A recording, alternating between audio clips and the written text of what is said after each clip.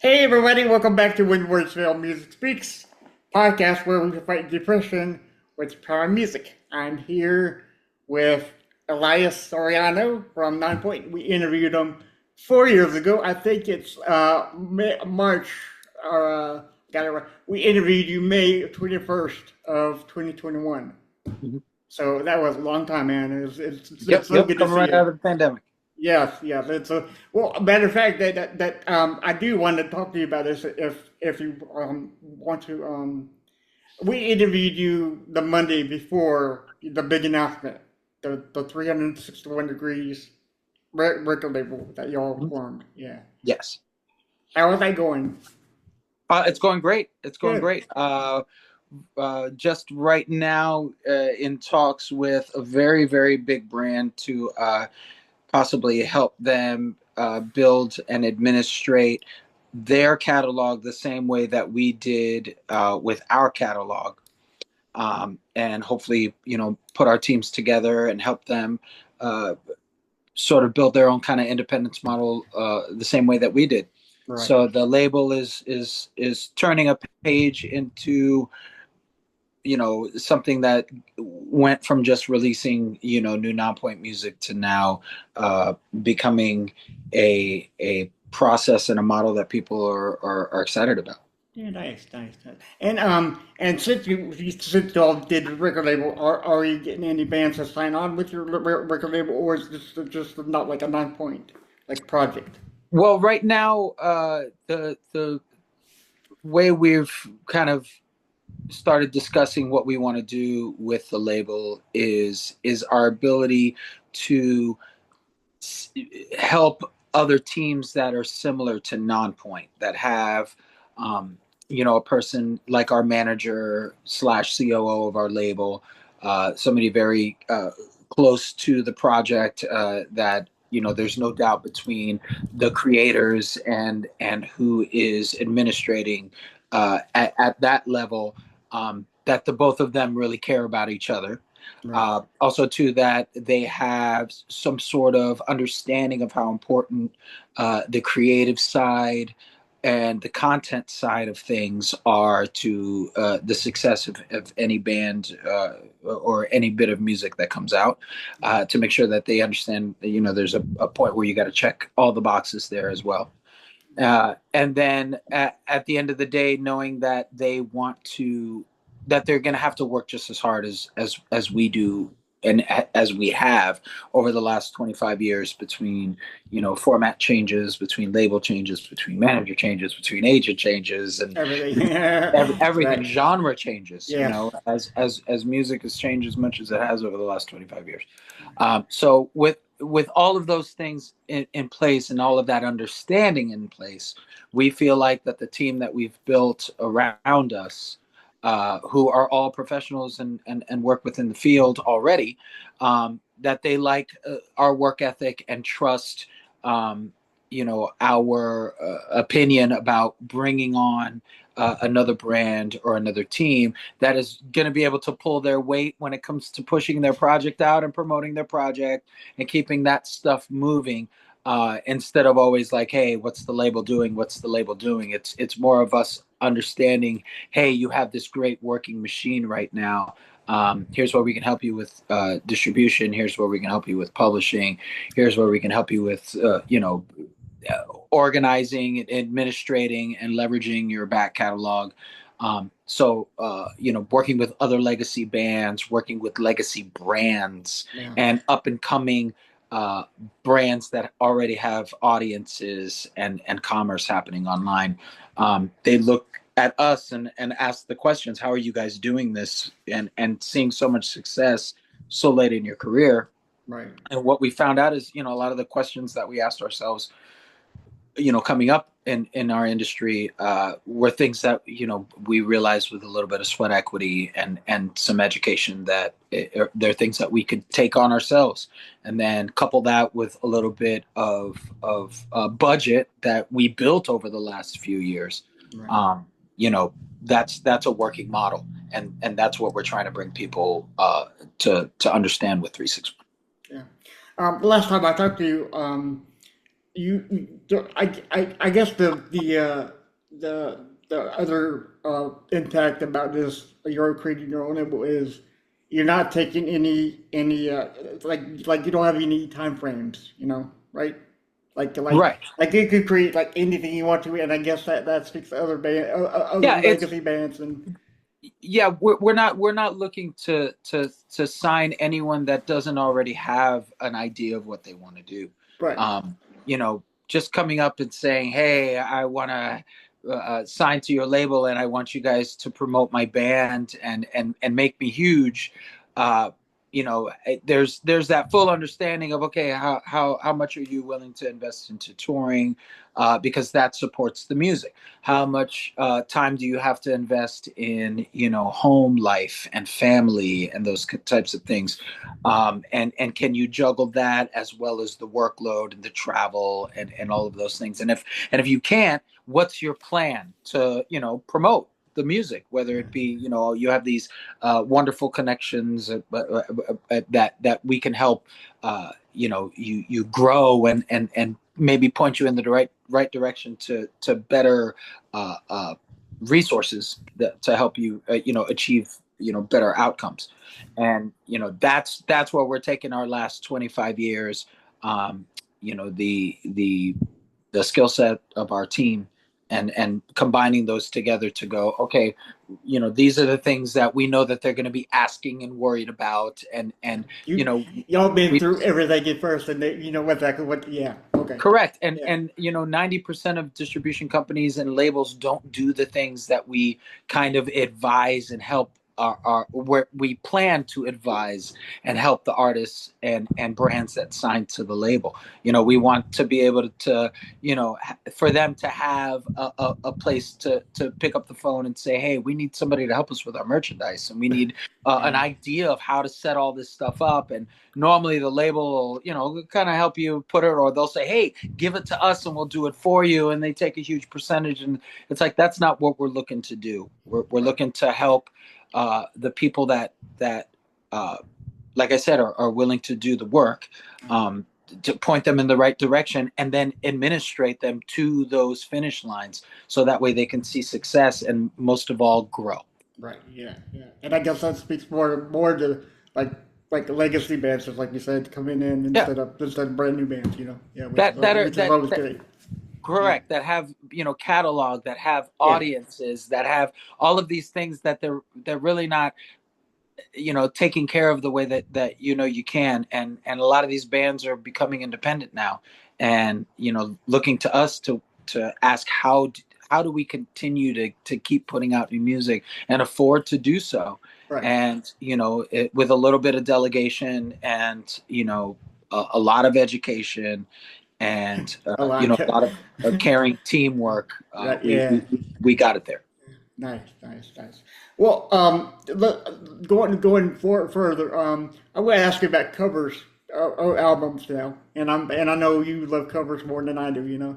Because covers are great because it's like there's iconic covers, and there's I mean there's covers of all sorts. Um, last time I talked to you again, you mentioned that the frog. I can't remember what it's called. Your logo. The The cookie. Yep. Thank you, thank you. You mentioned that it's in on some of the albums and some not on your albums. What is your favorite album of yours that you created? So I'm looking at your albums right now, and visually, I think the album that I love more is Miracle, because visually you see the city, right? You know, but design wise, it's got to be the Poison Red. I just love the red, and the red frog, and yeah, it's just beautiful. Yeah, Yeah, we the it's funny you love both of those records. Both of those records, first of all, the first one, Miracle, yeah, for those people that did purchase that record, um, on CD, when you opened it up, it was like a pop-out book. It completely folded up and folded open, and it was the full cityscape on fire, and then sitting in the middle was that little green uh, uh, you know plant that popped up in the middle. yeah, And it was actually designed at the time by uh, a Grammy nominated artist who was did artwork for albums and did Spinal Tap's uh, uh, their comeback record or their anniversary record where the Stonehenge pulled up at the top and Yeah. this one came. Okay, he Yeah, designed yeah. that one. Well, we had access to him Oh, and nice. Okay. thought of the idea, and he says, there's these new machines that flip and fold and Yeah. make the pop-up book thing. What do you guys think of that? And we were like, oh yeah, man, let's Yeah, do dude, that. let's do it. And it was actually through uh, it was at the time it was Greg Steele, and who is with Sirius XM, and he was starting a distribution company, kind of like what we're doing right now. That was called Rocket Science, and he had access and got us access to that one. That was a really fun record to design, and but we were independent basically at the Right. time. And then the same thing went for the Poison Red. The Poison Red, we were, on Spine Farm, and they were a very understanding label in the sense that they didn't want to mess with the art. They felt like what we were doing, they didn't want to, fix what ain't broken. They felt like whoever we wanted to produce with, whatever music we wanted to put out, whatever artwork we wanted on the front cover. Obviously they would have to check it off for approval, but Oh, yeah, normally yeah.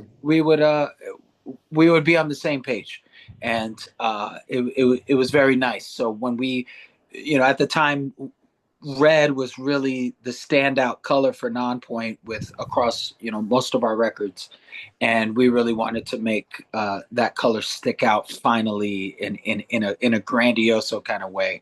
And BC was in the band at the time. Is very amazing um, at Photoshop and Illustrator, and tossed around the idea back and forth, and sent some ideas of Poison Frogs, and Yeah. just really wanted to do something that felt classic. Yeah. Yeah. And everyone knows that the little thing that is quote unquote considered a spider, we kind of want Yeah, to yeah, put because that I remember asking you, is that a spider or a frog? And you said frog, so I was like, oh, right. okay, yeah, yeah, So we kind of wanted to put that to bed right, finally, yeah, yeah. and by putting that frog on the cover just by itself, Now we knew everybody, it yeah, would cause people to pose the question, why a frog? And it's like, well, that's what our symbol is. It's right, just the real life version. yeah, and that's the and that frog is prominent in Puerto Rico, right? Yes, Yes, yeah, because that's it's a yeah, it's Land Islander or something, yeah. correct. It's indigenous to the island. Yes, yes, we did talk about that before. Yeah. Yeah. Going through your whole career now, and I'm sure you've rounded into a few. We're going to talk about the best and worst tattoos, and how do you feel of fans putting the frog logo on their bodies? But what's the best and worst tattoo that you ever seen up until now? Uh, Best one of the best ones I've ever seen was someone got a portrait of me on their leg, screaming into a microphone, Yeah. and it was probably whoever the artist was that did that one, was definitely good at portraits and really capturing my face, because it definitely looked like me. And Right. I've seen some of people that get me on them that really don't look so much No, like me. no, This guy right. nailed this guy That's, nailed this yeah. one. Uh, so I would definitely say that was one of the best ones. Um, I it it makes me nervous to say call it some of the worst Well, ones, yeah, we because the absolutely. artwork was definitely cool, but it was the placement of a couple of them that kind of, Made you go, hmm. yes, Yeah, yes. yeah, yeah, One was one of the frog below a male's belly button. That was one of them, and yeah. that one seemed a little bit out of place, but you know, I think with bathing suit and with all his other tattoos and his shirt off, I'm sure it looked great. Uh, you know what I'm saying? It was just the context of just look if the pull up and it's like whoa whoa, you know what I mean? I think it was you know it was just the timing. And then another one. Which surprised me was my full name on a young lady's wrist area. My first name was on one wrist, and my last name was on another wrist. So it was at the time, and now it's really cool and trendy now to have on the wrist. So it's now I see she was ahead of her time. So that at the time it was just striking because we were, you know, we were popular, but I didn't think I was that popular. You know what I mean? Right, yeah. The symbol, the symbol. Well, yeah, but not you. It's cool. Yeah. It looks, you know, tribally, and you know, it's symmetrical, so it makes for a good tattoo. My name, you know, 5 letters, and you know, it's just, it was surprising in the beginning, but then, like I say, now in hindsight, she was way ahead of her time. Yeah, I mean, you gotta give it to her because wrists are the most painful area. Like, you know, that too. So 2 wrists. I mean, she had a great. I remember that young lady had a great story. Nice. She was in Flint. She was a sweetheart. I vaguely remember, but she was a darling young lady. Nice. What next question that I have for you? We're gonna talk about the Ruthless EP cover because I mean that's classic too in my heart and soul. I love that cover to death. But so that is you, right?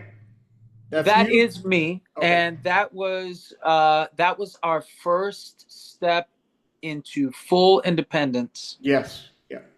And that artwork was by Francesca Ludicar. Yeah. She also helped us launch the label and help us rebrand going into and coming out of the pandemic. Mm-hmm. Brilliant artist. She's gone on to work with Godsmack now. She's in the Godsmack camp, helping them with their photos and content. She's such an amazing photographer. But she also is a great graphic artist. And when we were going into the pandemic, we had this grandiose plan of how we were going to drop many EPs in a row, and basically that's what we got through Heartless, before we parted ways and went into the third. Instead of doing the third EP, we decided to just start putting out little singles, but now it's time for a full length. So because I was like, what the artwork is going to be there. But that particular cover was really set in stone, way in advance. And then we finally got a chance to drop it. Same thing with the Heartless cover. That one was already basically set, because we had the concept of the 3 EPs that we were going to drop. Unfortunately, we parted ways before we could get to the 30 EP. But everybody's doing great now. Nice. Yeah, because I was going to ask you, who hit you in the nose? Because on the cover of it, for anybody that don't know, your nose is bleeding, you know. And I was going to ask you who hit you so I can go back and kick your ass for you. No, it was good. It was fun makake. We did a lot of DIY. That was a lot of self makeup. Again, it was a lot of just me and Frankie playing around with some Photoshops and some pictures. Yeah. Well, as I said before, I love you and I love the band, and I can't love you more now than ever before because you brought back my childhood, brother. You know, because when I looked on your website a long time ago, I can't remember what year it was. 2023. It's okay. Mm-hmm. You brought back the amazing this. I guess it's a Walkman. Walkman. You know. Yes. I can't tell you how much music I played with this so far. You know, and I loved it so much. I had to get your Heartless cassette tape That's it. Yeah. Yeah. Also designed by Frankie. Yeah. Yeah. Yeah. That was something that we actually wanted to do back in the Ruthless time. Right. It didn't line up, but once we saw the opportunity for um, Yeah. this new release, we decided to knock it out of the park. People love it. And well, not only that, you also had that Walkman just like that because I mean it brought back many childhood memories, and I guess that's why it sold so fast, you know, because before I knew it, it was sold out already. Like, oh great, I got, you know, yeah. Yeah. It did. It sold really well, and we kept a couple to bring them out on tour, and those went pretty quickly. Yeah, So yeah, yeah, man. It's a novelty thing, but it was cool because it's got a Bluetooth speaker on it. it did, yeah, yeah. So that was always cool. I used to love my Walkman that had a speaker on it when I was growing up. Yeah. A lot of them they came up and they made them really cool and made them thump sometimes. So Yeah. it was fun to relive those memories too. So when can I get a Discman? The CD player. Discman, that's the next incarnation. We'll probably do the retro pack or something. Yeah, I'm gonna be right there buying it, man. That's so great. Yeah, yeah. Sounds good, man. We got a few more things to talk about, and then we'll let you go into the sunset. The tour. You're coming out with another tour. Shauna, told me that you're going on a tour, and I see you're on tour with Seether, Yep. Mammoth, POD, and on some dates, Lacuna Coil. No. Lacuna's in the fall. We're doing Okay. just us and Lacuna. So this May is Seether. Right. Yeah. The Beneath the Surface. I believe it's called Beneath the Surface tour. It says the surface theme so far. Yeah, the Surface theme so far. That's right. Okay. The Surface theme so far tour. That one's gonna go for a month, and we. I believe the second leg of the Painful Statements is going to come sometime between then and Lacuna.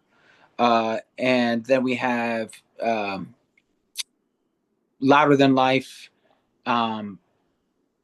We also have we have a few festival run shows in the fall before we go overseas, and then we pick up with Lacuna. To do almost just over 2 months, Nice. Yeah. all over the UK and the UE. Lacuna Coil is like one of my favorite bands besides y'all. I mean, they kick ass all the time, every time, you know. Man, I can't wait for this tour. I'm super excited. I think people are going to be excited about the show from beginning to end. Both bands are live bands, so it's going to be dope. Two more questions, and then we'll let you go. One question is, okay, so I looked on your Instagram, and I found out that you're friends with Damian Priest. For those people who don't know, right, Damian Priest, the WWE wrestler, are we friends with him? Yes, because he wore one of your shirts on the Netflix debut, I think. And y'all mentioned thank you, and the reason why I'm doing this is because you said if he needs a theme song, please holler at him, which I'm sure he will because y'all are great, So go ahead. I said I need a theme song for my podcast at 9 Point Band, and when you liked it, I don't know if that's the thing we could do, because now I feel like y'all can work with anybody now. Within rights, within reason, because y'all are not, under a microscope, So, would that be? I mean, like, do you work with anybody, or just do you handpick some, Yeah, we're actually, funny you say that. They just licensed Bullet with a Name last week for Collision for their pay-per-view. AEW, yes, AEW, and we are we're always looking to collab and to work with especially in the wrestling world. We have so much connection from back in the day with SmackDown, and people learning about us from our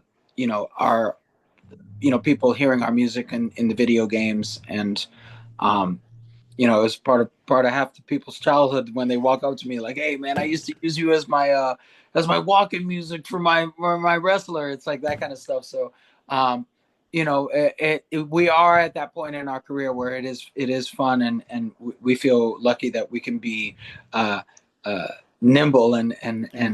and do those things relatively quickly and easily nowadays. So Right. Yeah. yeah, if any wrestlers out there that want to talk about a song or Well, or how use about our music, okay? just give us How some. about me? Can I Yeah, can I work yeah, with you? absolutely. I mean, yeah, because I'm totally serious, you know, because I've always loved you ever since I found out about you, and I just think it would be a really cool idea if you know we worked together in somewhere, you know. And also, you worked with my friend Dave Perry of Fear Water for one of his Yep. songs, so he's a really good guy, you know. Yeah, So Dave's amazing. Dave is yes, amazing. He's a sweet dude, really sweet dude, and yes, talented as yes. hell. Oh Super yeah, talented. yeah, because he's worked with some amazing artists like you know Yeah. yourself. So yeah, so I'm gonna get into contact with you or somebody in the Nonpoint Yeah, campus to man. see Yeah, what we yeah. can do. Just send Yeah, send send your info to Shauna and we'll hook something up, bro. perfect, perfect. And One more question, then I swear to God, we're gonna let you go. This is no so problem. great. No Okay, rush. so usually I ask everybody this question. We're gonna do a Mount Rushmore of music. Who are your four top bands right now that you listen to, or ever? You know, who do you like? Who like? Four top bands that I'm listening to right now. Yeah, Okay. like on Mount Rushmore. I would say I've been rocking Gojira quite a bit lately. Um, when it comes to hip hop, Dochi, I really like Dochi. She's something else, man. Yeah, she's killing it right now. Yeah, yeah. I have been. I got back into my yacht rock again. Really liking those big harmonies and the amazing songwriting of that time period. Um, but I've been. That's my go-to. Yeah. Uh, Okay, from back in the. you got one more. Yeah, and then Yeah. when it comes to up and comers, um, I oh it's oh my god, it's a Dayseeker. Okay, I gotta check out that Dayseeker. because I never heard of that. Okay, yeah. Yeah, Dayseeker caught them on Shiprock. Surprisingly, was walking by a million of their T-shirts for about a day and a half, and then started asking the same questions like, who's Dayseeker? And then Right. it went to their show and was absolutely floored, blown away. Nice. Sweet dudes too. Met them on the stairwell in passing, and yeah, their singer was like, "Hey man, a huge fan, love you guys." Yeah. And I was like, "Oh, thank you so much." I was like, "Who?"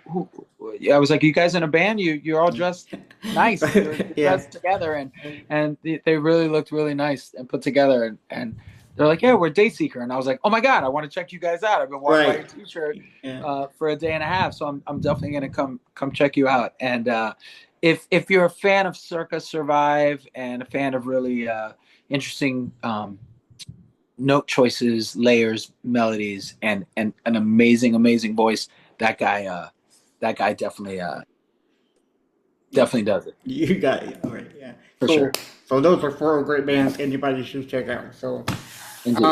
like I said before, I'm going to say it once again. I love you like a brother, and I can't wait for you to come Thank back you, my on man. whenever you want. Yeah, and I'll definitely Thanks. give Thanks. it, and I'll definitely give out Toronto, you know, my information, and we can contact more.